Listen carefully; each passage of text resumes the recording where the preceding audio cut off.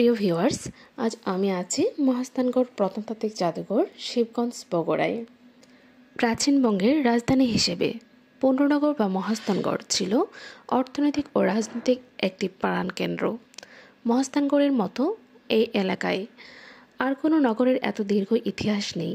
এটি ছিল মৌর্য, গুপ্ত, পাল ও অন্যান্য রাজন্যবর্গের শাসন কেন্দ্রস্থল। এ নগরীর কীর্তি ধ্বংসাবশেষ ও খননকালে প্রাপ্ত প্রত্নতাত্ত্বিক নিদর্শন এবং এর পার্শ্ববর্তী এলাকা হতে প্রাপ্ত প্রত্নবস্তু প্রদর্শনের উদ্দেশ্যে 1967 সালে করতোয়া নদীর কিনারা ও মহাস্থানগড়ের টিলা সংলগ্ন এলাকায় প্রতিষ্ঠা করা হয় এই জাদুঘরটি। এই জাদুঘরের অভ্যন্তরে সংরক্ষণ করা হয়েছে বিভিন্ন সময়ের সাক্ষ্য বহন করা পোড়ামাটি ও দামি পাথরের একাধিক মূর্তি, শিলালিপি, অলঙ্কার ও ধাতব সামগ্রী।